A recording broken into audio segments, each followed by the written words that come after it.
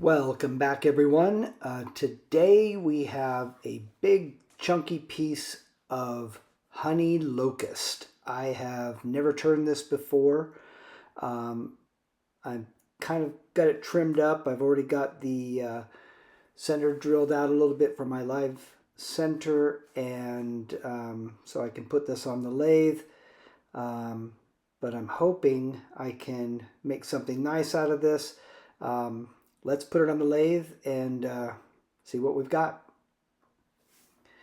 So this piece of wood actually is kind of special.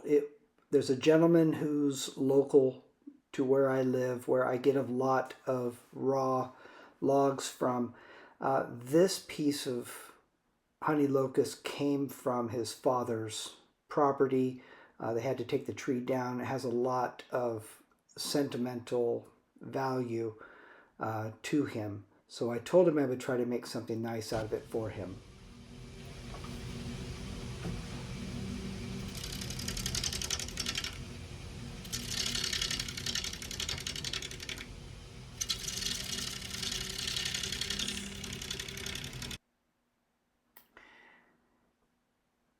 The wood itself, I believe, has been sitting for a little while, so I did have to trim a little bit more off of it than I had anticipated.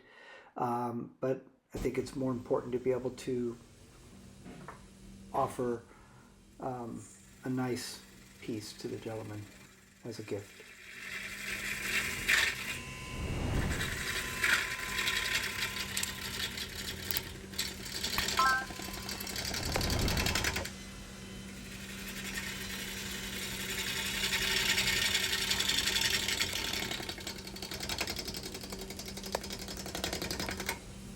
Getting the piece round was not terribly trying. I just took my time.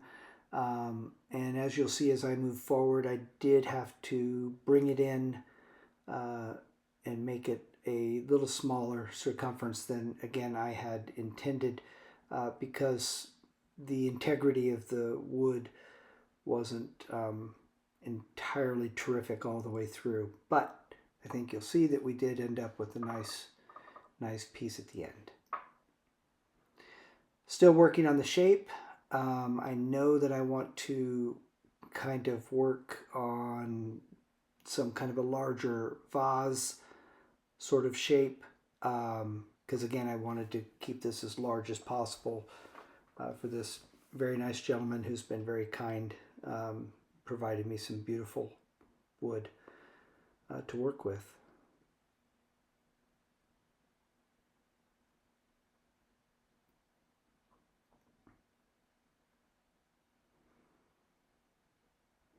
So this wood was fairly dry.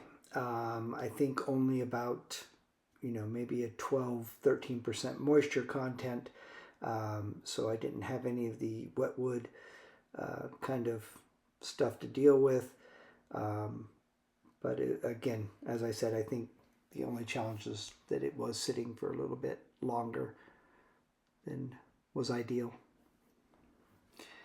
Decided to go ahead and bring the bottom in a little bit smaller and make the shape a little bit more pronounced. Working on that now.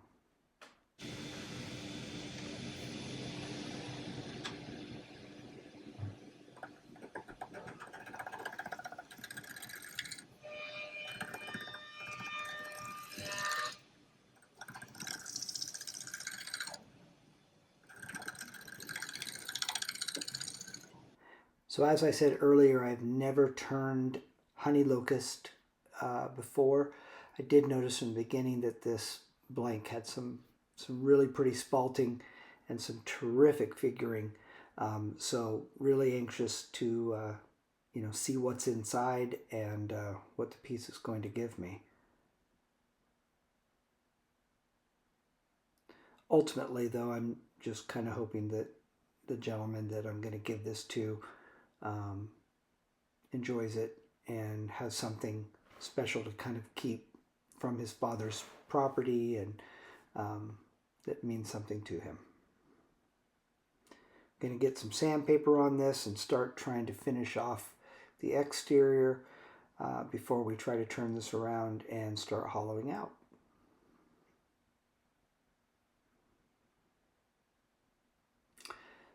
Time to turn this around and get it in a chuck and see what kind of damage I can do. Kidding. To the rest of this piece.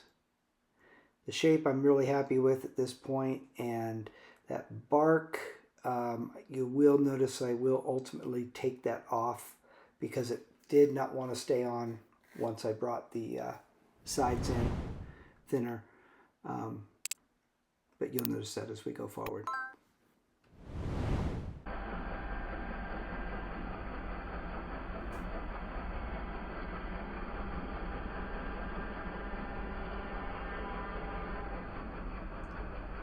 Some crazy ribbony shavings coming out.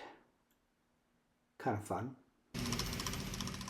So I chose, because I don't have tailstock support and this is still a decently heavy piece, not to go in with bowl gouge, because I wanted to make sure I was applying as little side pressure to this piece as possible as I was hollowing out. By just using a square carbide tool, I can kind of press straight in toward the chuck and eliminate a lot of that side pressure, which may make it want to come out of the chuck, which would be bad. Take it from someone who knows.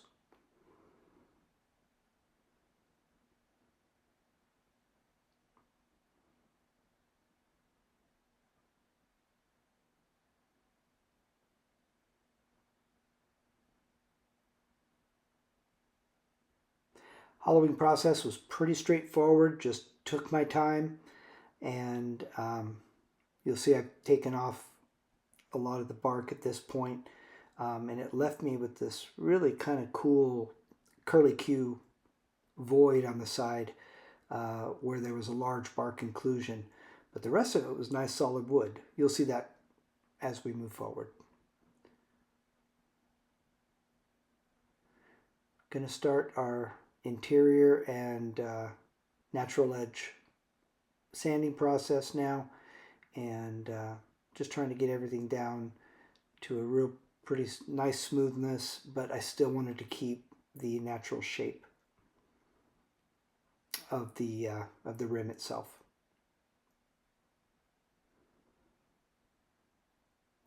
I took this to about a 400 grit, like I almost always do.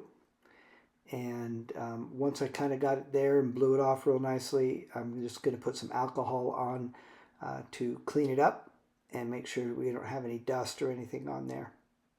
Also allows me to have a look at what this wood really looks like.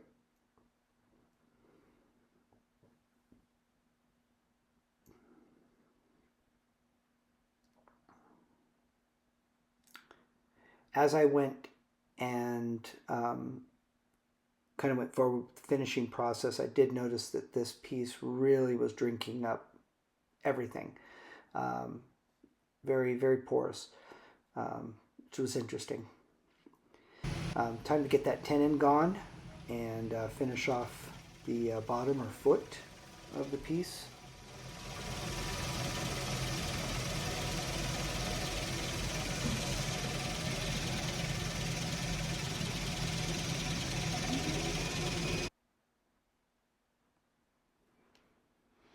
Again, pressure forward instead of sideways or straight in toward the headstock.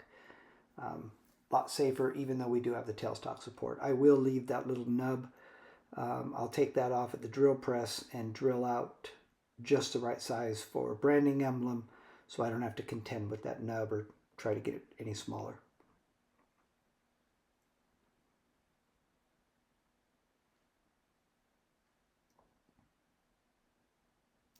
Time to put the branding emblem on and finish this piece off.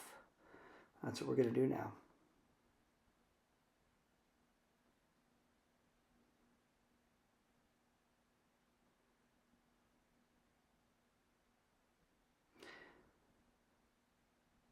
finishing picks are coming up in just a moment.